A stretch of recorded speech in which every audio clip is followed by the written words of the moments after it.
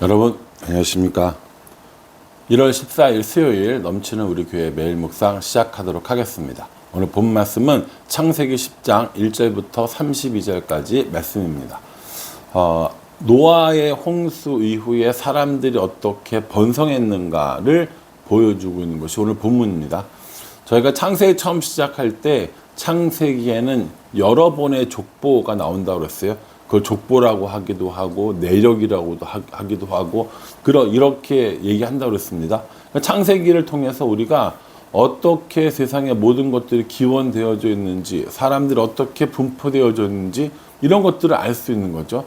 처음 나온 창세기의 내력은 세상이 이렇게 만들어졌어 라고 얘기했고, 아담의 자손들이 나왔고 또 노아의 자손들이 나왔고, 오늘은 이제 이 노아의 자손들이 얼마나 많이 있는지, 어느 지역으로 갔는지에 관한 것들이 나오는 겁니다. 오늘 2절에 보면요, 야벳이 나오고요, 6절에 보면 함이 나오고, 7절, 21절에 보면 셈이 나옵니다. 그러니까 보통 이제 우리가 아들들을 셈과 함과 야벳 이렇게 얘기하거든요. 이 중에 함이 막내일 거라고 생각을 합니다. 왜냐하면 어제 우리가 읽은 본문에 노아가 자기의 작은 아들이 이렇게 표현하는 그 작은 아들이라는 뜻이 막내라는 의미를 갖고 있어서 보통 함을 막내 아들이라고 하고 셈과 야벳 중에 누가 더 먼저인지는 잘 모른다라고 이야기를 해요. 근데 이거는 사실은 정확하게 이야기할 수는 없습니다. 왜냐하면 또 이게 순서로 보면 셈과 함과 야벳 이렇게 나온단 말이에요. 그러니까는 이게 누가 형이고 누가 동생인가 이거는 크게 관심 안 가지셔도 될 것 같고, 셈의 자손이 누구고 함의 자손이 누구고 야벳의 자손이 누구고 요거에 대해서 좀 더 관심을 가지면 좋을 것 같습니다. 특별히 우리가 앞으로 성경을 읽을 때 좀 더 잘 보려면은 함의 자손과 이 셈의 자손들을 잘 보면 좋을 것 같아요. 먼저 보면요, 5절에 보면은 야벳의 자손 이야기하면서 5절에 이들로부터 여러 나라 백성으로 나뉘어 각기 언어와 종족과 나라대로 바닷가의 땅에 머물렀더라 이렇게 얘기합니다. 야벳의 아들들을 쭉 이야기하면서 여러 나라 백성으로 나뉘었고 각기 언어와 종족과 나라대로 바닷가의 땅에 머물렀다 이렇게 되어 있거든요. 그러니까 이걸 보면 언어가 나뉘게 된 것은, 사람들이 나뉘게 된 것은 언제예요? 그건 바벨탑 사건 이후의 일입니다. 바벨탑 사건은 언제 일어나요? 창세기 11장에 일어나거든요. 다음 장에 나오는 겁니다. 그러면 오늘 이 족보는 어떻게 생각할 수 있냐면 바벨탑 사건 이후의 일들까지 기록했다라고 보시면 됩니다. 생각해 보십시오.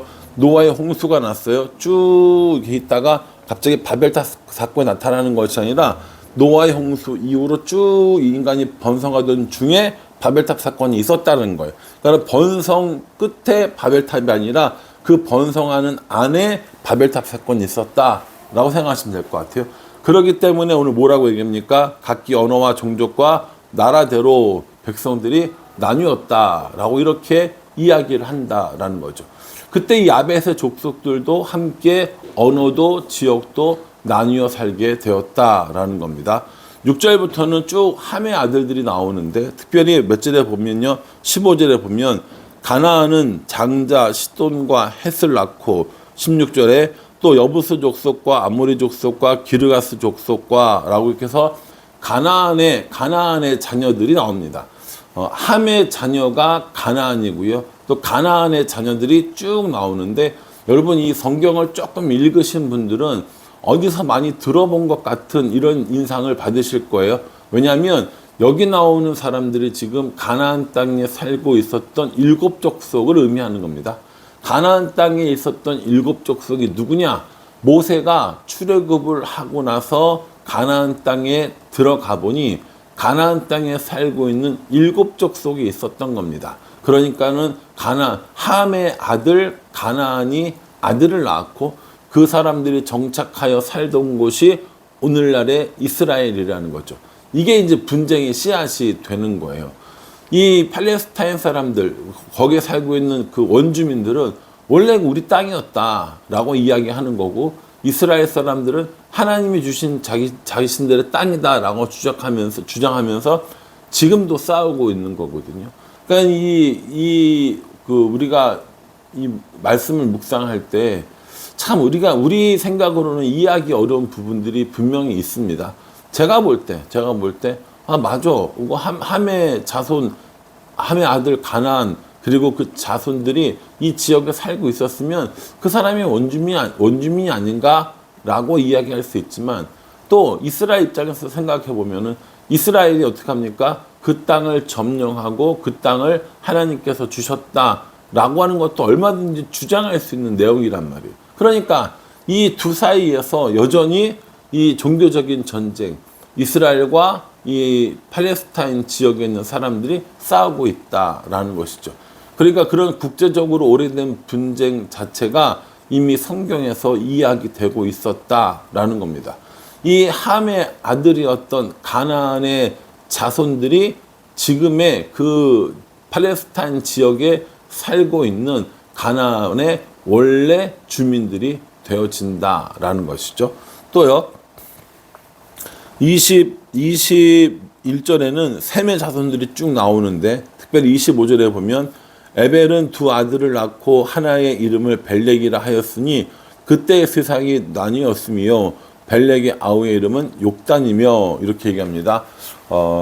이 셈의 자손들이 쭉 나오거든요. 셈의 자손들이 쭉 나오는데 그 중에 에벨이라는 사람이 두 아들을 낳고 벨렉과 욕단으로 지었는데 그때의 세상이 나누어졌다라고 얘기합니다. 우리가 이 구절을 근거로 해서 이때쯤에 바벨탑 사건이 일어났을 것이다라고 추측합니다. 그러니까 세상이 나누어진 사건이죠. 우리가 바벨탑 사건을 이제 내일 보게 될 터인데, 그 바벨탑 사건을 통하여서 세상이 나누어진 그 이야기들을 보게 된다라는 것이죠. 여러분, 우리가 셈과 함과 야벳의 족보들을 쭉 보고 있는데, 이 족보들이 맏아들, 장자들만 이야기하면서 누구는 누구를 낳고 누구는 누구를 낳고 이렇게 돼 있어요? 아니면 누가 누구를 낳고 누구는 또 누구 낳고 이렇게 수평적으로 돼 있습니까? 수직적으로 돼 있습니까? 예, 자세히 읽어보면 이 족보는 지금 수평적으로 되어 있음을 알고 있습니다. 저희가 전에 족보를 살펴볼 때 그런 얘기했어요. 족보가 아들에서 수직적으로 나오는 족보는 무엇과 관계 있다고요? 하나님의 구속사, 구원의 원리와 관계에 있는 거예요. 또 옆으로 수평적으로 이렇게 많은 사람들이 나오는 건 뭐라고 그랬습니까? 하나님께서 이 사람들을 얼마나 풍성하게 하셨는지, 번성하게 하셨는지를 나타내는 족보라고 이야기를 했습니다. 족보에는 분명히 목적이 있단 말이에요.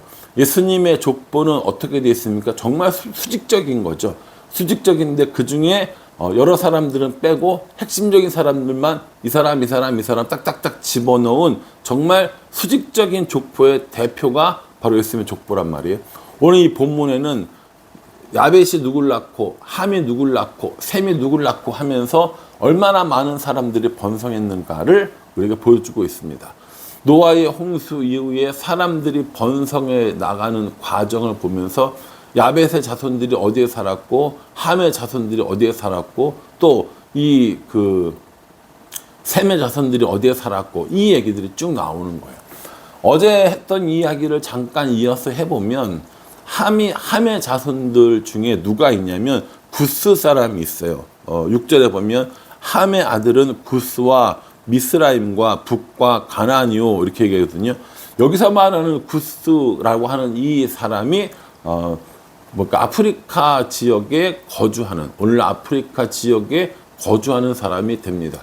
그래서 이 구스 족속이 오늘날의 흑인일 것이다 라고 학자들이 이야기를 해요. 제가 어제도 말씀드렸지만은 이 가나안이 두 형제의 종이 될 것이다 라고 하는 이 이야기는 흑인을 노예로 삼아도 된다라는 이 식민사관에 해당되는 게 아니라고 했습니다. 이 가나안 백성들은 어때요? 가나안 땅에 사는 사람들은 흑인이 아니잖아요. 근데 함의 자손이고 가나안의 자손이잖아요.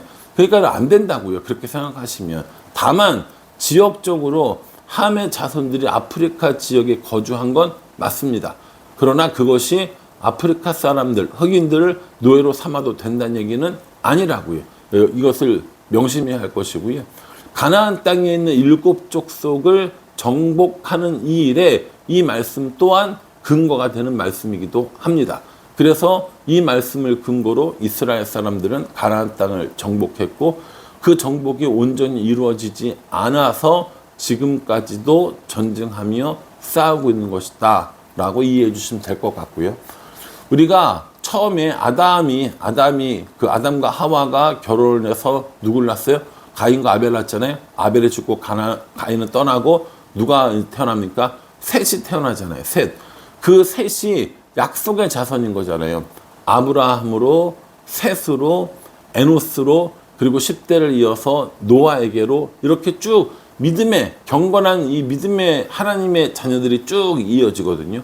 그러면 셈과 함과 야벳 중에서 누가 경건한 이 계보를 이어가는가? 셈입니다. 셈. 왜 그렇게 되냐면 셈의 자손으로부터 누가 나오냐면 아브라함이 나오는 거예요. 그래서 이제 우리가 이 다음 족보는 이제 누가 나오냐면 셈이 나와요.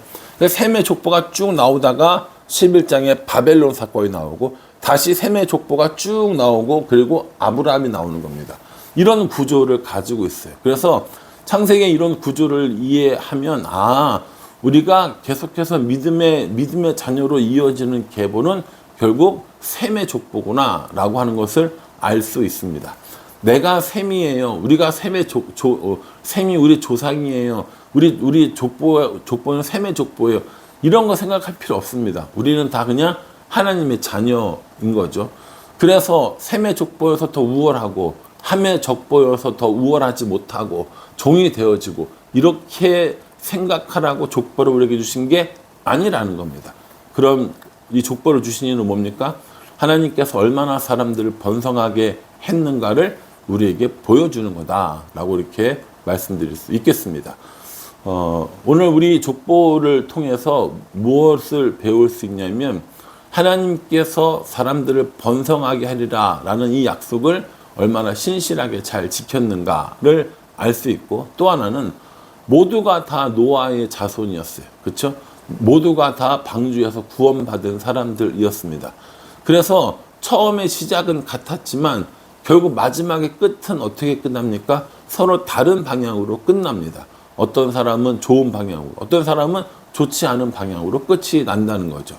이거 우리들의 신앙생활에 적용해 보면 예를 들어서 주일 예배를 드렸다. 그러면 모두가 다 함께 주일 예배를 드립니다. 주일 예배를 들어서 같은 공간에서 같은 말씀을 받지요. 그런데 그 예배를 끝나고 세상에 나가서 살아가는 건 서로 전혀 다른 결과라는 것이죠. 똑같이 하나님 말씀이 선포되었고 똑같이 하나님을 찬양했고 똑같이 예배 드렸지만 그것을 가지고 어떻게 살아가야 하는가는 결국에 우리 몫이 된다라는 것이죠.